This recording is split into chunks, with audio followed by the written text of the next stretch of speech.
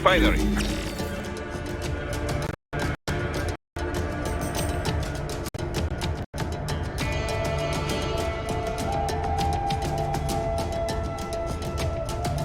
Okay, welcome back.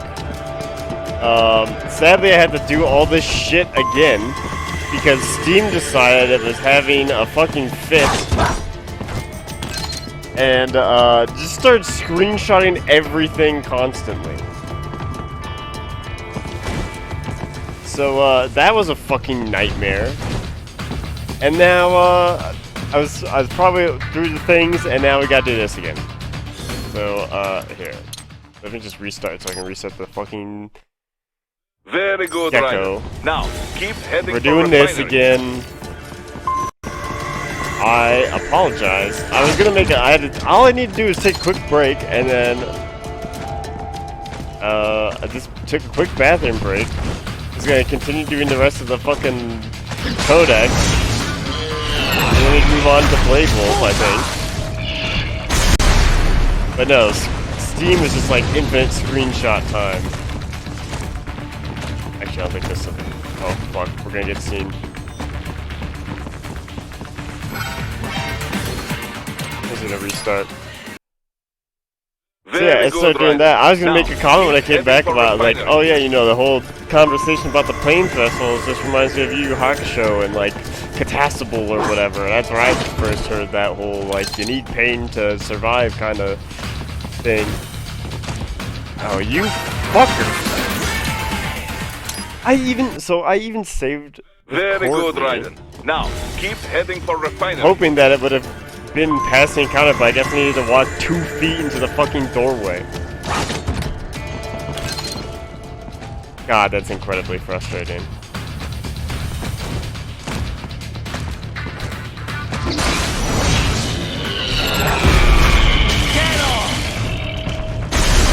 Alright, so sorry you have to see this again.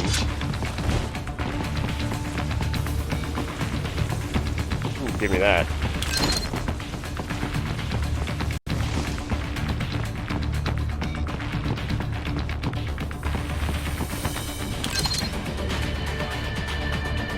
I mean, it's not that bad, it's just fucking annoying.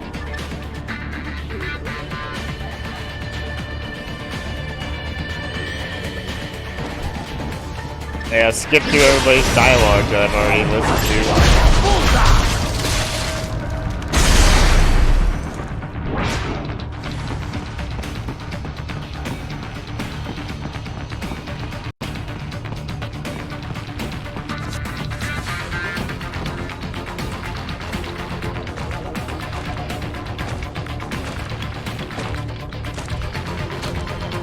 Alright, wait for him to stop there.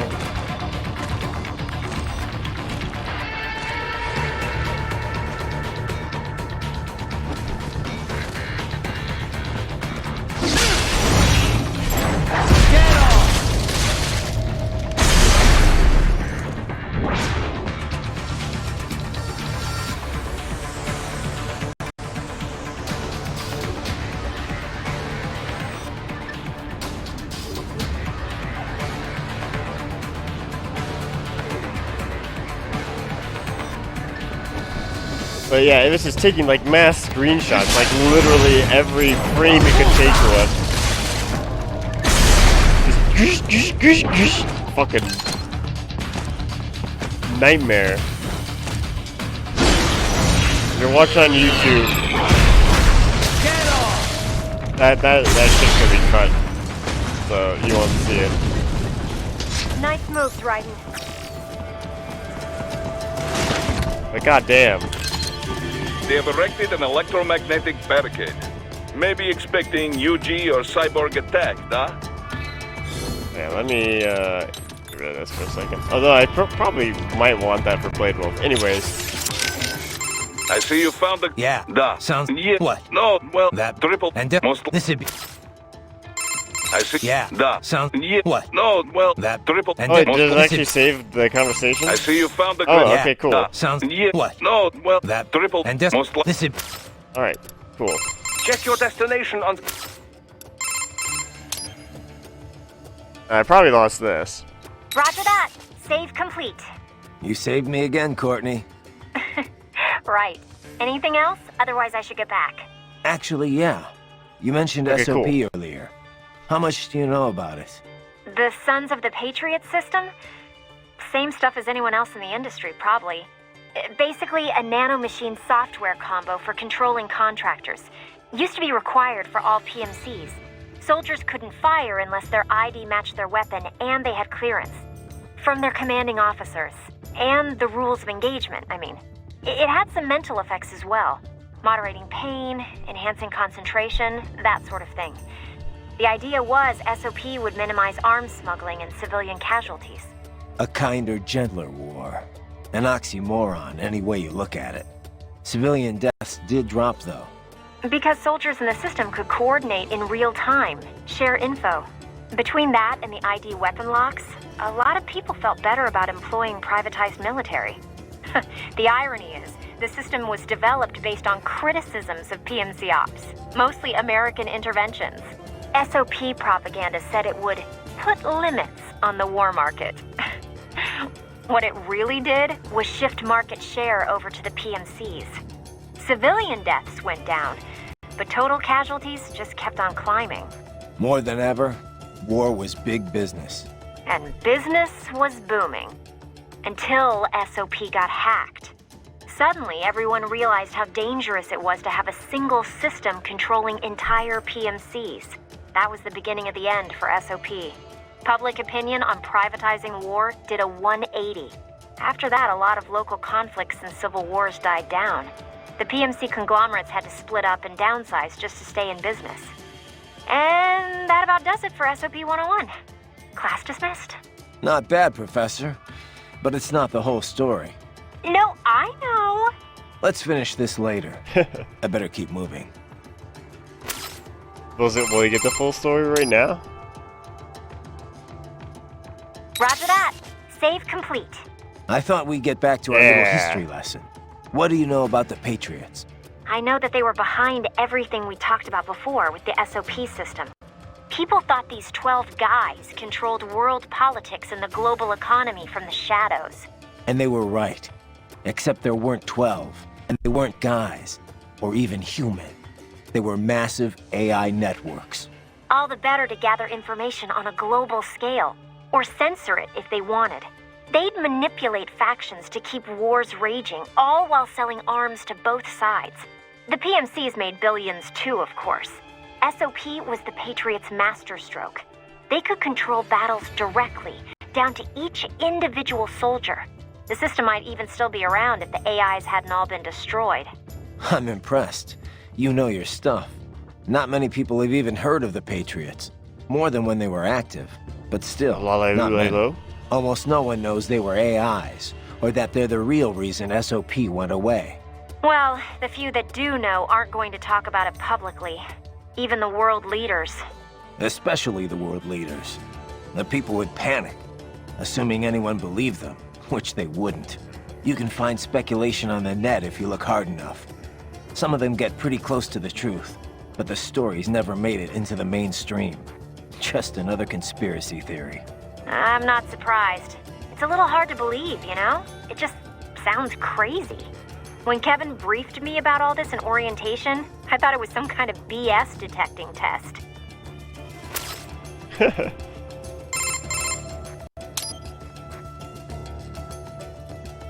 Roger that. Keep up the good work. Hey, Raiden. Ooh, Let me there's ask only you Courtney something. stuff right now, The Patriots. surprisingly. Why would AIs do all of that? I can see why people would want all the money, but AIs?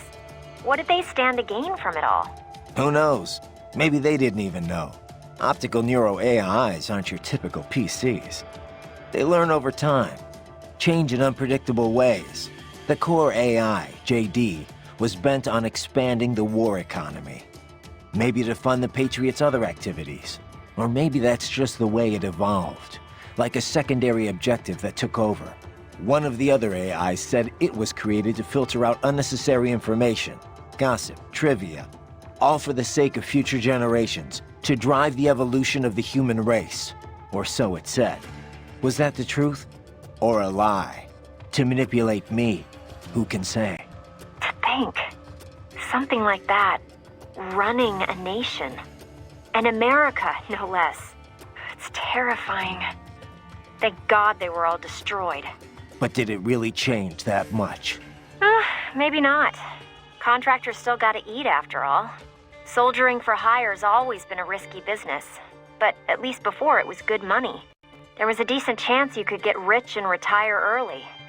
All that disappeared during the SOP years. Demand was high, but the workforce was flooded. More and more soldiers were willing to work for cheap. It got so you'd have to work years before you could even pay back your initial training and insurance fees. Yeah, I can see Sundowner's point. The global recession certainly didn't help. Unemployment shot up across the US and the EU. Even if contractors gave up and packed it in, there weren't any jobs waiting for them back home. The irony is the recovery was all war-driven. It wasn't a general recovery at all. Not only did globalization exploit the poor countries, but it crippled first world employment too. And SOP's gone. But now we've got these PMCs that are basically mobsters. Just thugs in uniform. Yeah, not a pretty picture. What's up? You! Excuse me. Save complete. Don't let your guard down, okay? Alright, now we've heard them all. Yeah, I was gonna say that they really didn't change that much. Like, the PMCs just went from being AI controlled to still war profiteering with people like Sundowner and even Raiden's crew. So it's like, well, I mean, they're obviously not going as ham, but like, that's basically the same. I should just press this fucking button before get the checkpoint. Alright, now I believe it is time for Blade Wolf. Yep. Alright. Blade Wolf and then probably some more fun stuff. I think actually this would be better here. Alright, hold on, let me get ready to hide myself here.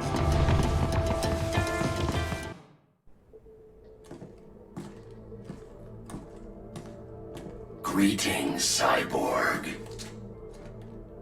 Show yourself.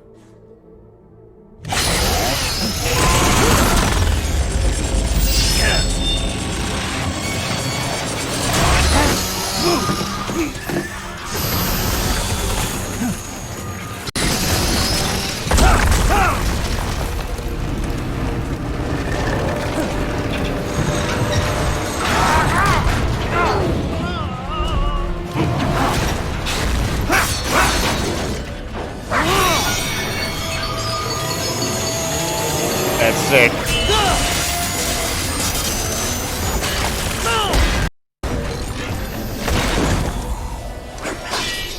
And you are? I am IF Prototype LQ84I. IF Prototype. Interface Prototype. All autonomous UGs feature high-level onboard artificial intelligence. An additional prototype interface enables verbal communication. I possess an intellect far beyond human reckoning. You don't say. Okay then, what's the meaning of life? Why are we here?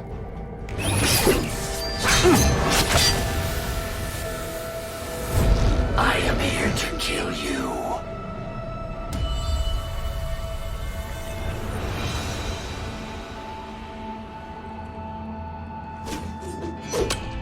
That's it? Pretty simple thinking for such a mighty intellect. I may analyze orders, but I may not disobey them. Should I disobey a direct order, my memory would be wiped. I must destroy you. What good is an intellect if you can't use it? Your taunting is pointless. Exterminate!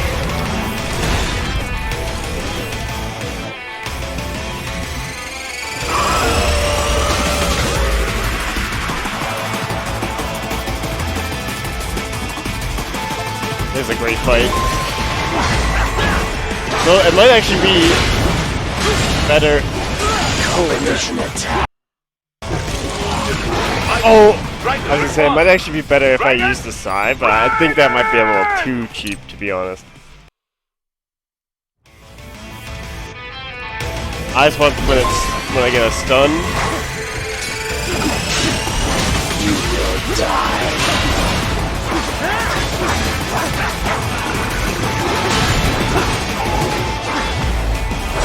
To just fuck it up. A savvy warrior uses all of his tools.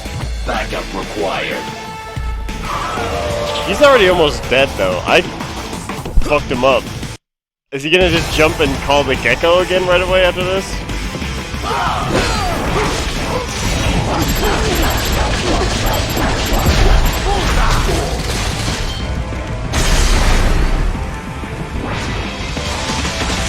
What you got next? Are we both here only to fight then? I will exterminate your conscience. Let's go!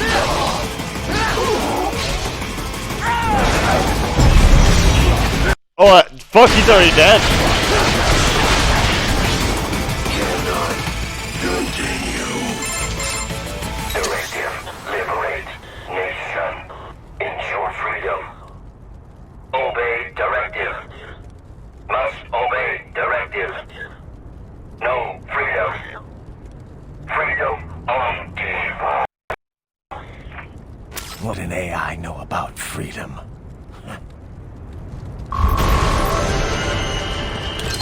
Damn.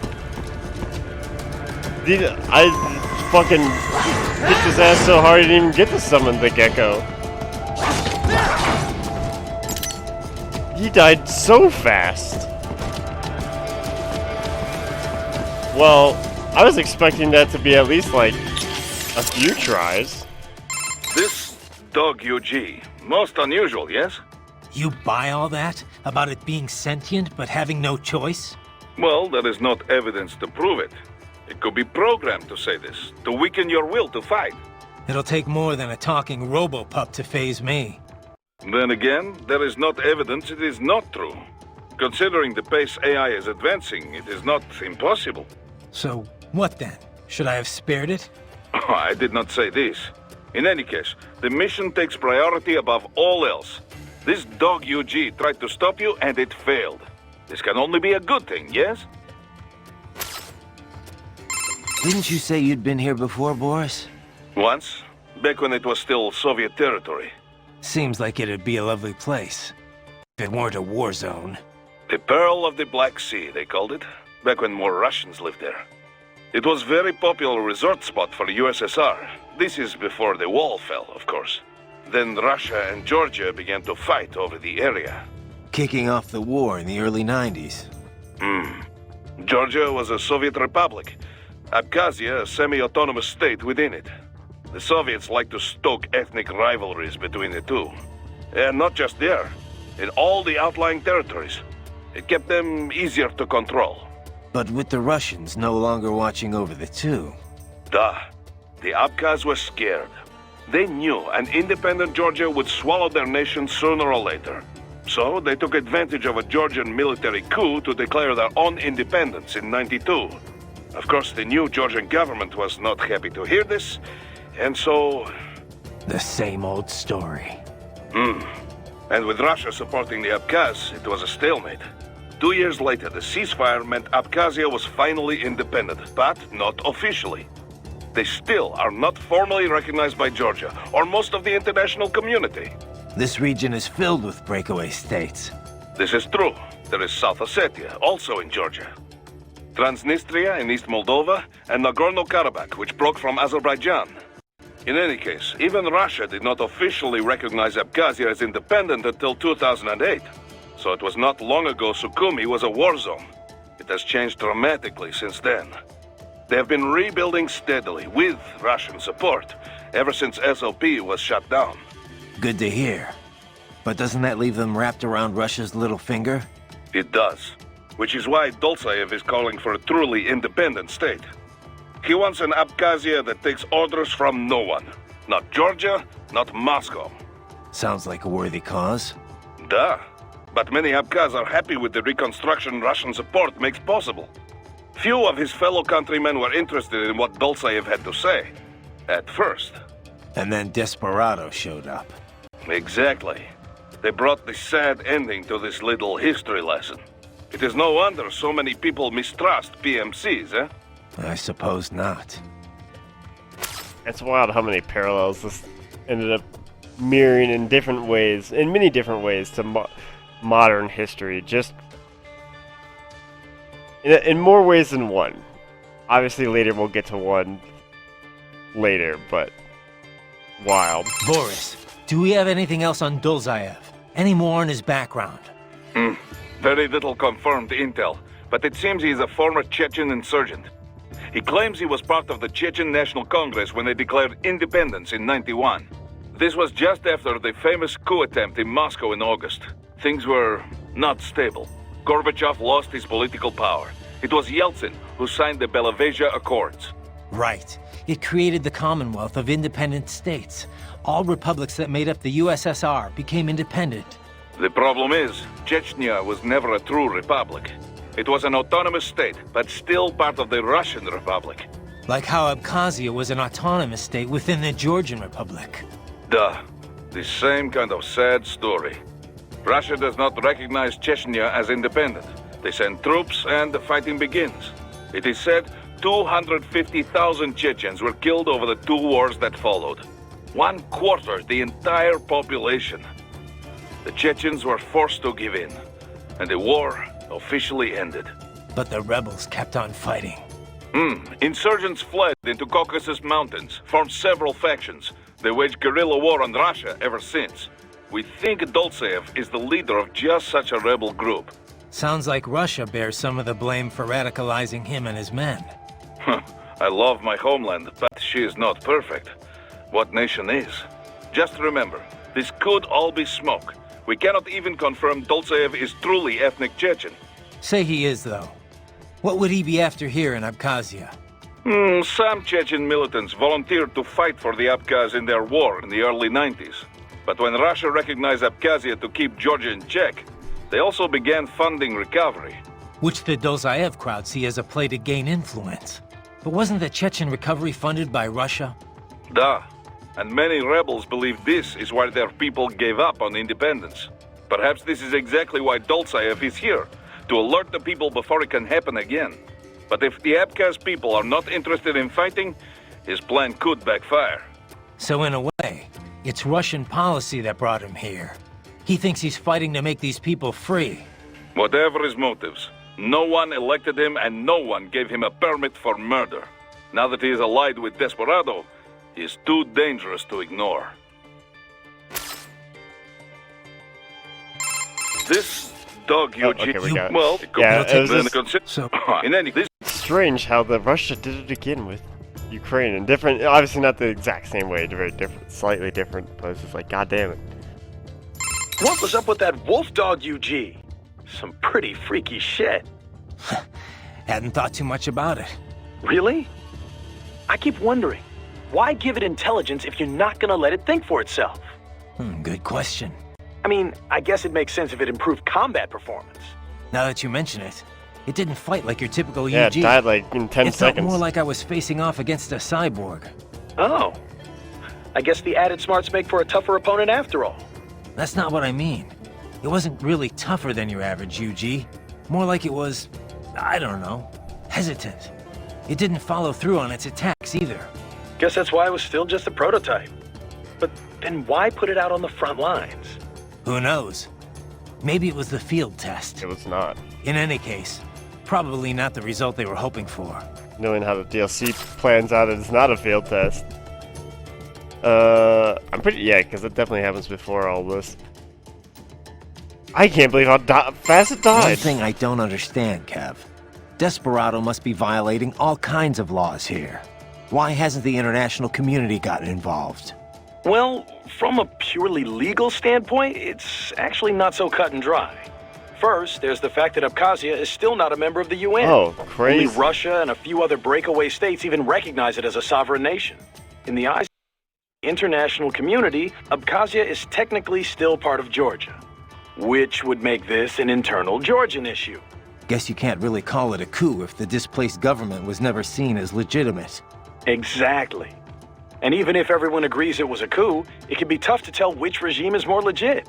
Sometimes you'll see the military topple a dictator and establish a provisionary government, for example. Now, if they confirmed atrocities were taking place, the UN could deploy troops, recognized government or not. Yeah, but they learned their lesson in Somalia. Right. Ever since then, they've been a lot more reluctant to get involved in civil wars. So what about the US and History Russia? repeats What's their itself take on all all the this? time. Well, America was never very friendly with Abkhazia or South Ossetia in the first place. And the Georgian government's a regional ally, so the US really has no cause to intervene. They'll send them weapons, Russia wants maybe. the old government back, of course. The regime open to their influence. I doubt they'll opt for any large-scale action. Tensions with Georgia are running high already, but you can bet your ass they won't just sit on the sidelines. Boris has got a lot of connections in the Russian bureaucracy. Ex-military buddies. The Abkhaz are officially our clients, but I'm sure it's Russia that chose us. Maybe footing the bill, too. They can't use their actual special forces, so they call us instead. That's the beauty of PMCs. We're not bound by the same rules as state-sponsored military. Other countries would be outraged if the Russians went into places we can go freely. From our side, no state to answer to, we can run things as we see fit. By our own code, no compromises. Then again, there's no one to say our code is what's right. True. And opinions on that change from person to person, situation to situation. But you let your moral compass waver at all in this business, and real people pay the price. Money's always a factor, of course, but when it becomes the factor, that's when you got problems. The Montreux document lays out guidelines for what PMCs can and can't do, but there's no way to enforce it. A lot of people see that as the fatal flaw of the entire industry. After all, that's how we end up with rogue outfits like Desperado. Then again, it's also what leaves Maverick free to go after them. The industry has a bad rep, but it isn't good or bad itself. It's up to the morals of those who work in it. All we can do is what we think is right and try to lead by example. Anyway, sorry, you know how I am about this stuff. I'll get off my soapbox now. Don't apologize. That's exactly why we took this job. Taking Sukumi back is the right thing to do. Agreed. And now, that's all up to you, buddy. Yeah, so instead of just sending weapons, we send in PMCs. Although that's not also radically different than some stuff in normal history. No. But, yeah. Fight the good fight through paid contract work. We always talk about the Montreux document, but why hasn't anyone made it legally binding? People are trying to, both inside and outside the industry, but it's easier said than done. Even with 17 countries on board, it's still just a set of guidelines. They'd need to negotiate an actual treaty based on that agreement for it to become official. And we both know getting everyone to sign on wouldn't be easy. Yeah. Every government's for regulating PMCs until it restricts how they can use them themselves. It gets complicated when you try to put it all in exact legal terms, too. A treaty would need to distinguish a PMC's home nation, the one it's active in, and the one that contracted it. Then you have the industry itself, which isn't exactly thrilled at the prospect of greater regulation. There's just so many different parties involved, and everyone's got their own motivations. So yeah, long story short, we're a long way from getting anything legally binding anytime soon. Asked. Ryder, head for the oil. Alright. A most fascinating opponent, What's Dr. wouldn't you say? got to say about the dog? What did you make of it, Doc? Well, everything it said seems feasible enough. It's true all UGs feature high-level AI these days. Given enough time to adapt and learn, a neural AI could certainly become able to comprehend speech. Then, with the right interface, speech and conversation will be possible. But what about it having actual intelligence? John Searle disproved the viability of the Turing test back in 1980. In other words, just because something talks like a person doesn't mean it's really thinking. It could just be following some program designed to make it seem as intelligent as possible. I'm impressed. You seem quite knowledgeable in this field. I had a pretty memorable chat with an AI once, about 10 years ago. After that, I did a little reading. Ah, yes, of course. The Patriot AI. I heard of this. Was it actually intelligent, or just programmed to pretend? I'm still not sure. I suppose it depends on how one defines intelligence. For example, many term chess-playing AIs and such as having sectional intelligence. some in the field believe that sentience or self-consciousness is a necessary part of the definition. When you ask if this UG had intelligence, I suspect this is more your criteria? Yeah, of course. Then you could ask, how do you define exactly? And on and on. Indeed. These terms can indicate a wide variety of meanings depending on one's understanding. Perhaps it is less important to ask if the AI was intelligent or not than to ask how did the AI operate. After all, labels are useful only when they further pursuit of the truth. And that, as you well know, is the goal of all science. Sure, Doc. Thanks. I guess. Doc, that wolf UG. You think it's possible to repair it? We want Why a do you friend. ask? Just curious. Well, normal brain tissue degrades starting approximately after the heart stops. With neural AI, however, the spin of the internal electrons is retained even after electric power is cut. Assuming there is no damage to the actual AI hardware itself, yes, repairs should be possible. Okay. Whatever state it is in, I would certainly appreciate it if you could bring it back with you. I'll see what I can do. But the mission takes priority. Of course. I would never suggest otherwise. That But just, let's just say this thing is to be. You think there are other intelligent UGs out there? Because if that's the case, I've got a feeling future missions are only gonna get rougher. Indeed. Dozens of UGs chatting away on the field would be enough to drive anyone to distraction. Neural AIs are not von Neumann computers, keep in mind. Structurally, they are closer to human brains. Hardware and software are indivisible. The learning data can't simply be transplanted to other AIs. So it can't be copied or backed up either.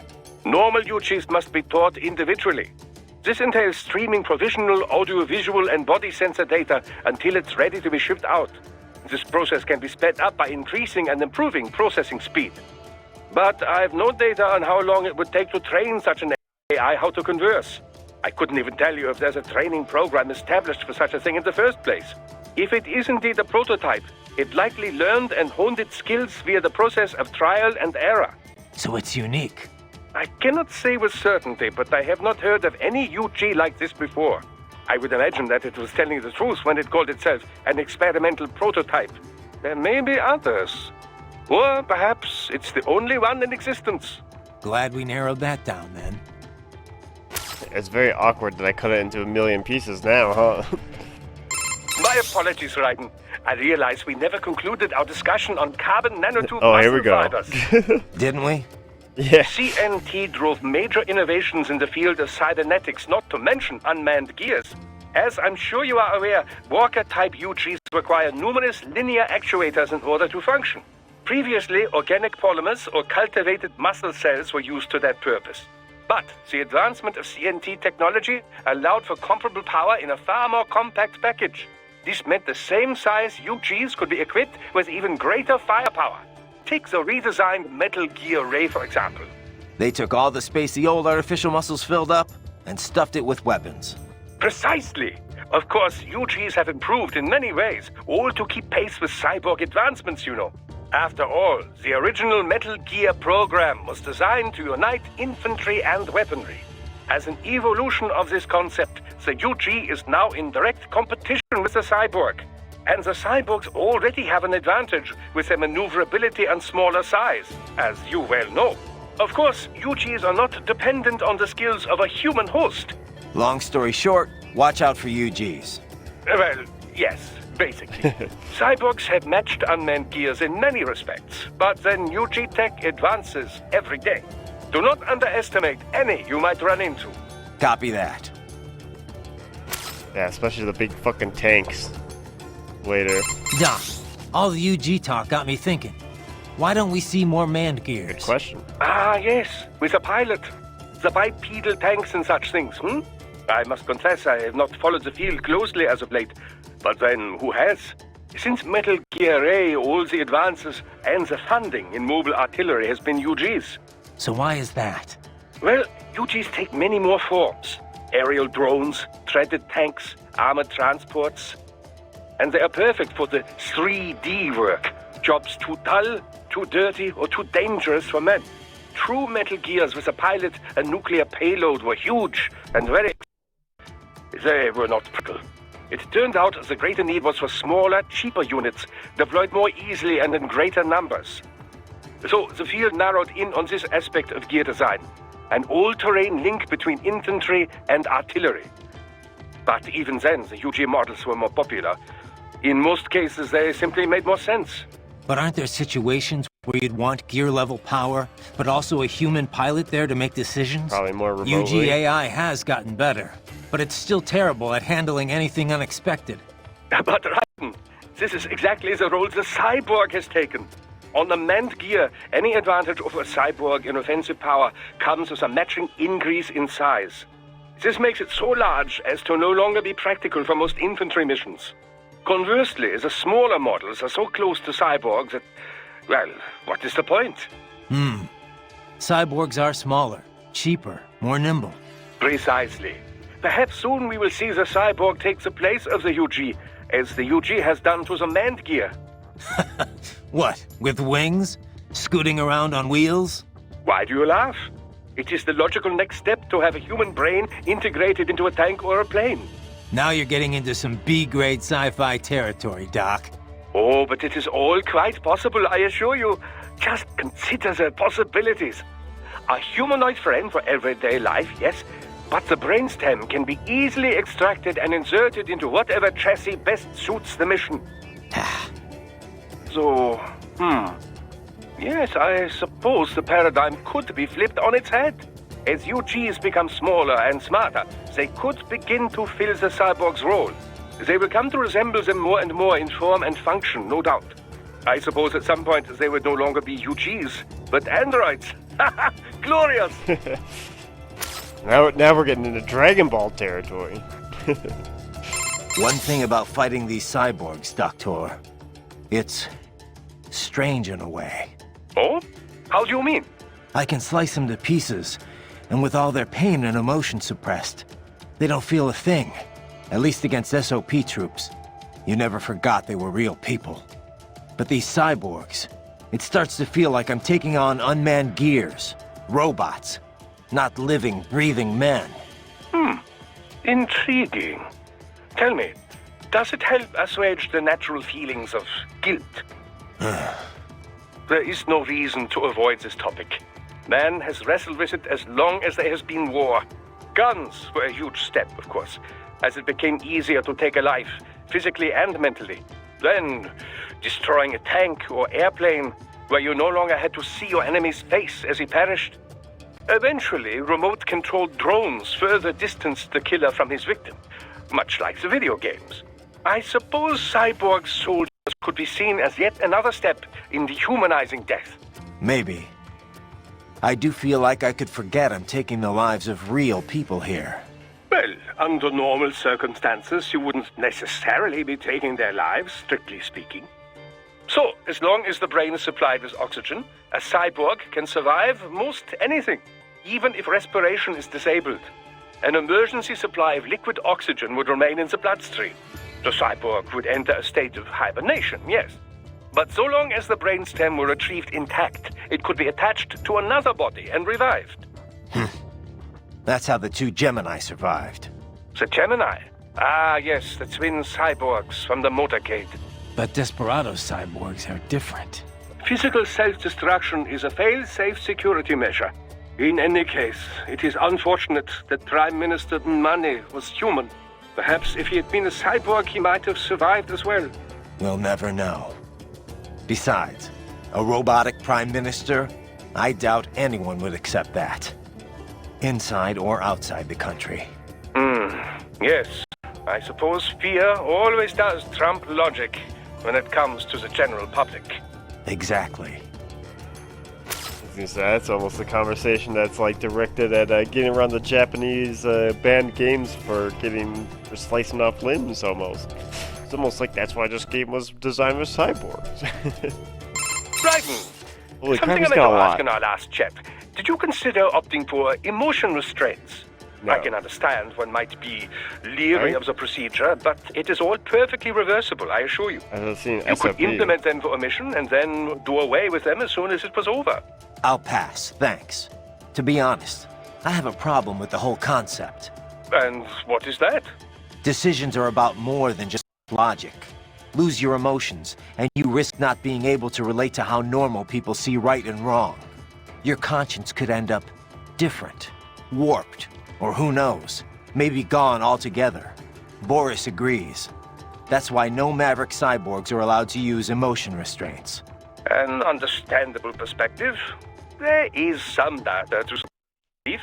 MRI scans have isolated the brain activity associated with choosing between good and bad. Mostly in the dorsolateral prefrontal and central orbitofrontal cortexes, to be precise. But this entire area of the brain is known to process emotion, not logical thought. It would seem to support the idea that emotion indeed plays a role in values-based decisions. Well, there you go. But another argument can be made, that it is emotion that sparks human conflict in the first place. All the great wars, all the great atrocities, would they have happened if not for emotional decisions? Maybe not. But we can't just ignore the worldview of most of the planet. We don't exist in a vacuum here. To most of the world, a PMC operating on its own guidelines would be like a terrorist organization. They'd say we used brute force to impose our strange values on others. And they'd be right. Yes, well, you have a point. Abuse of emotion restraints has become a hot topic. Suppressing fear tends to boost aggression, which has led to cases of excessive violence. True, achieving the right balance is difficult. But on the other hand, it makes it possible to intentionally make people more aggressive.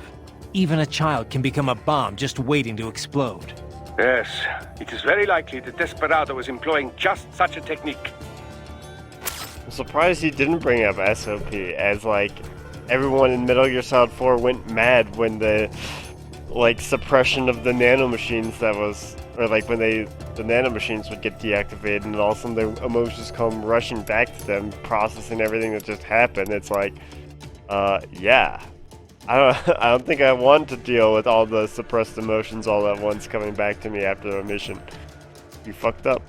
It's almost like the whole premise of Metal Gear Solid 4 is all about emotion and stress management. Doc, that wolf UG. Why do you Just... Well, I listen, heard assume... But, I'll see. of course. But let's, cause if... In the neuro hard... So it... No, this, I couldn't give it. So it... I would have made... Glad... Every Metal Gear has its own theme, although... You know, I almost felt sorry for the little guy. What? That UG? Why? Because it couldn't disobey its orders? Yeah, that, and I don't know, it didn't seem especially interested in fighting you somehow. But was it really thinking on its own? Maybe it was all just an act. Get me to second-guess myself. You could be right. It's just... it didn't seem like just another UG to me. Maybe it's because I'm such a dog lover. That was no cuddly puppy, Courtney. It was a wolf, and a nasty one at that. No, I know. You're right. I didn't mean to sound critical. Whatever it was, it attacked you. You had no other choice. Didn't have much freedom myself, did I?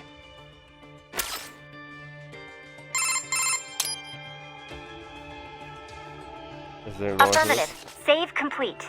You know, our last chat got me thinking about all the problems with PMCs. Oh? You come up with a solution to all our industry's ills, then? Yeah. Let's just change the acronym. That's your solution? Just change the name and change the reputation, eh? To what? I know you like private security provider, but that'd be PSP.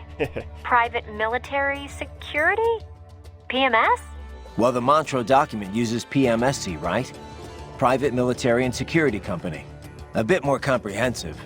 And a bit more awkward too, I guess. Seems like it never really caught on. Yeah, we only use PMSC on contracts, or when we're specifically excluding older-style PMCs. I guess once a name sticks, that's it. Old habits are hard to break. Right. Besides, I think we're past the point that a name change would do much for the industry's image. I get your point. Though it did work once before. We don't call them mercenaries anymore, do we? Is there one more? By the way, Raiden, we're yeah. not picking up any EXIF codes here either. They're all unaffiliated. Makes sense. We're enemies. Desperado's EXIF code won't match ours, and vice versa. How much do you know about how EXIF works? Not much. Just that it comes up as a positive match for friendlies and unaffiliated for anyone else. Which could be friendlies or neutrals not broadcasting the same code for some reason. Say a damaged transmitter or signal interference. But 99 times out of 100, yeah, it's an enemy. EXIF is based on the IFF radio system aircraft use. Stands for Expanded Identification Friend or Foe. Too bad ID's friends, not enemies. But I guess asking troops to broadcast, "Hey, enemy here, kill me," would be a bit much. Telling friends and enemies apart was always a problem in the air, but it's gotten tricky on the ground too. Especially in the War on Terror, with all these PMCs and multinational forces mixing together. The US Army experimented with infrared patches to ID allies. They'd show up in night vision. Then SOP came along and offered a more efficient method? Right. SOP's gone now, but its ID protocol is still used all over. ID chips and dog tags, transponders required on all vehicles, aircraft, UGs, cyborgs, you name it. But if everyone's using the same basic system, how do armies hide their info from the enemy? Heavy-duty encryption for one. The chips also use a hybrid cross-spectrum system to transmit the data. Without the proper key, it's hard to pick up the signal in the first place. PMCs typically only share their codes with nations or other PMCs they're working with. What happens if they end up on different sides later, like in a separate conflict? They just generate a new code and encryption key.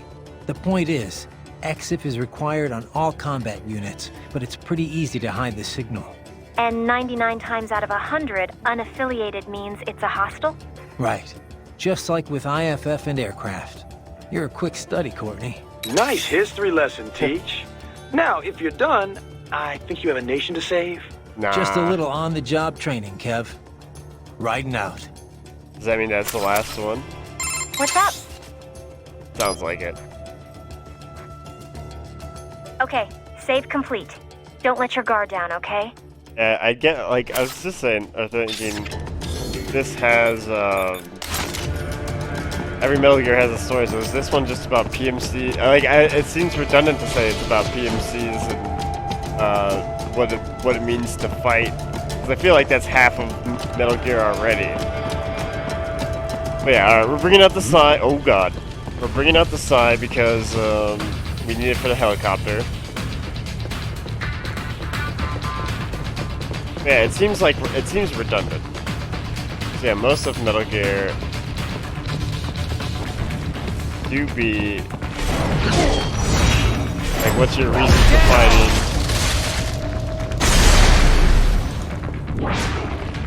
But I think that it might be this one more than the others. This was like the happiest action.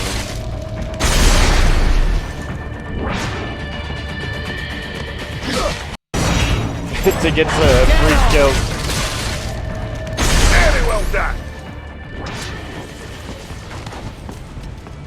Well, I'm not gonna need that rocket launcher.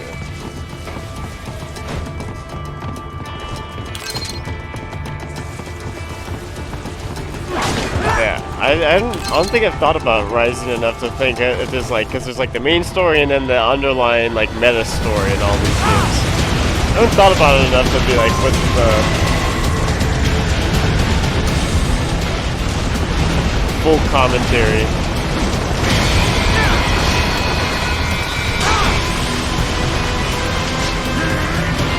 I still gotta run, right? Yep. Oh, go, go. Oh, go, go, go. What? No. Ryan? Why? No! No! I agree. What? No. I remember I've fucked up this thing so many times too. It's always that part.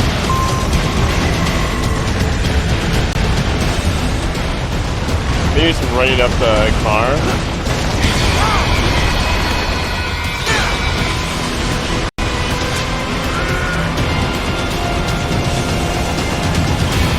Oh shit, well. And just stay on the right side apparently.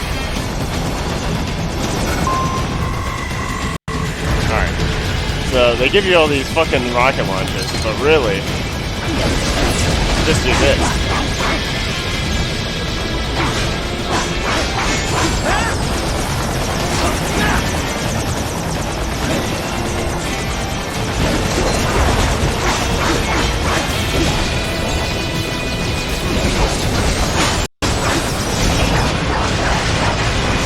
Easy.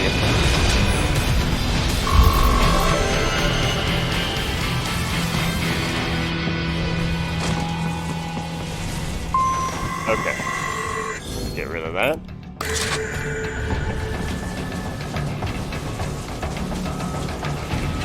Oh, I think. Oh, there's one.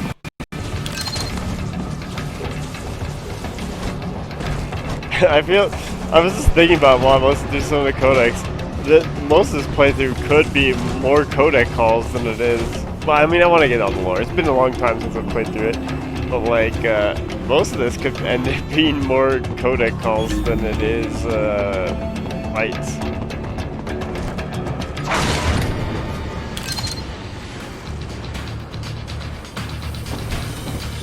Yeah, do you want this?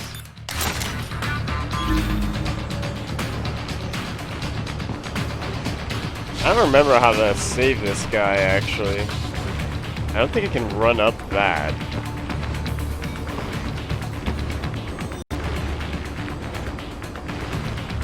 Do I have an EMP grenade? That might be the answer here.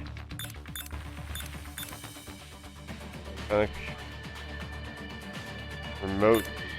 Yeah, EM grenades.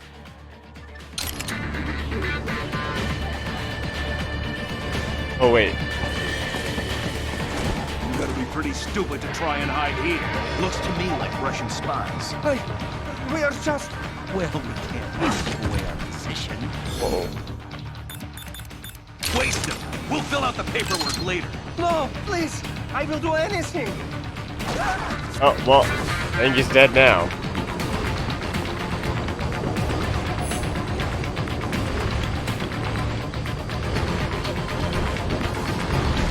Well, I had to run this way.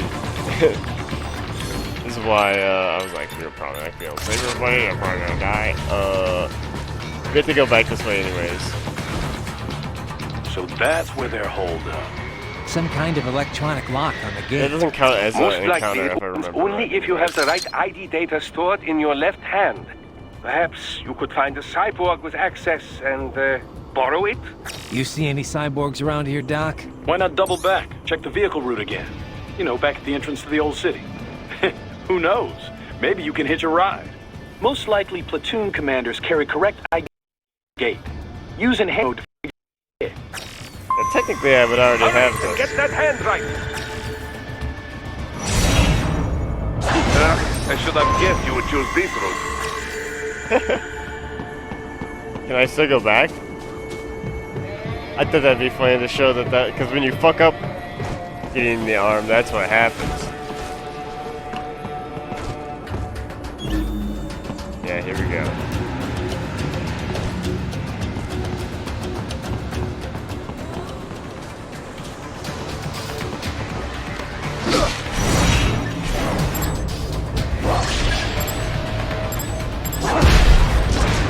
Oh! I missed pressing the button and oh no, I ran out of Zandatsu. That's what actually happened. Oh, we got the arm.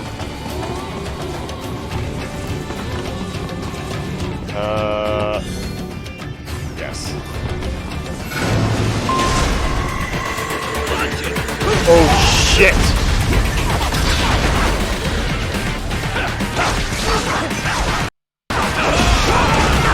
Oh fuck! I felt like it's been so long.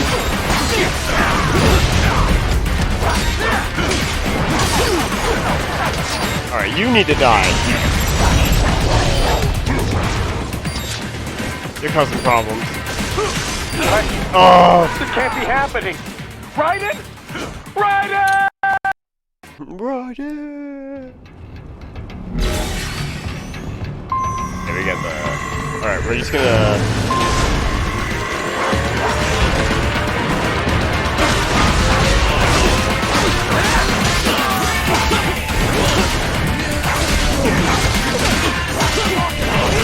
Oh, I thought I.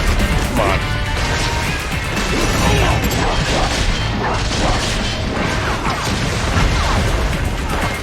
my god, turn faster, camera, please.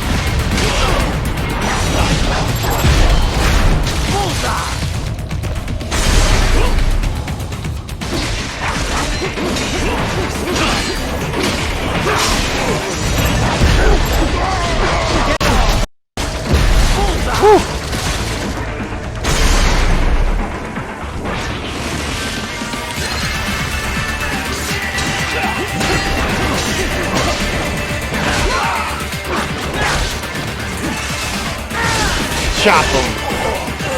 God, the scissors are so good. E? A? Oh, okay, I'll take an A.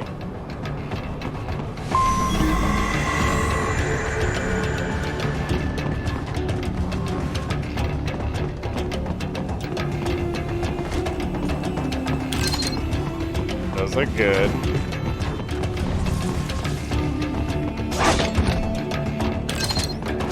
Take that.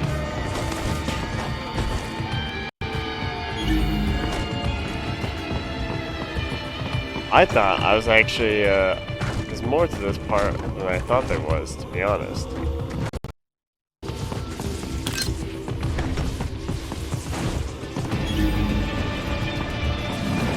I thought it's probably right after this.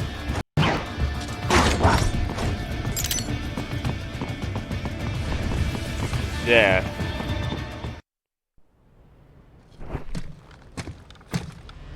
This is where I thought I was about to be when I opened the door.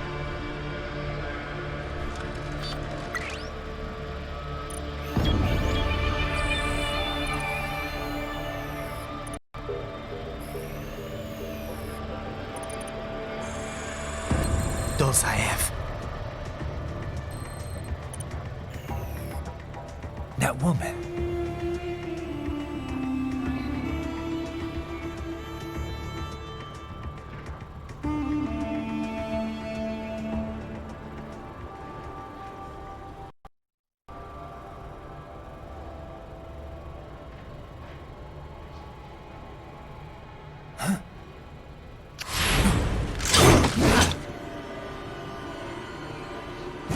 Raiden, what's happening? Your heart rate spiked.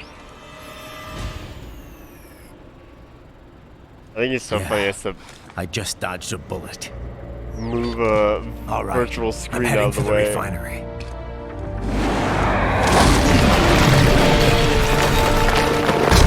Also, she didn't do anything. What do you mean dodged a bullet? She blew a kiss at you, dude. Like she shot a rocket at you.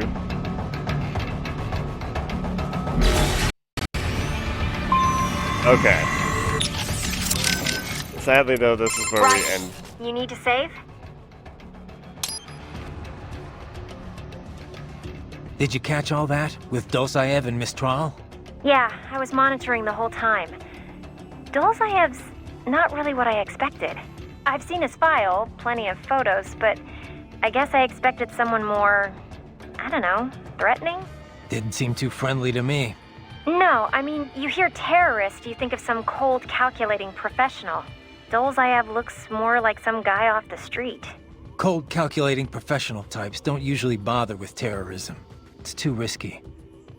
Most terrorists are ordinary people, radicalized one way or another. Yeah, I guess so. Of course, that doesn't make what they do any easier to forgive. What about Mistral? What'd you think? Well, she's certainly attractive. Probably an artificial face, though. I'm guessing most of her is artificial. Roger that. But yes, this is where I'm going to call it. But we will be continuing this once I get back from my out-of-town vacation. Otherwise, I have one more day, but honestly I gotta use most of that to pack and everything, so this will not be coming back until later. So if this is the last video you're seeing, there's probably going to be a gap, because there's no way I'm going to be able to record. I won't even be back, I think. By the time this uploads, I won't even be back in town to upload anything or even record anything, so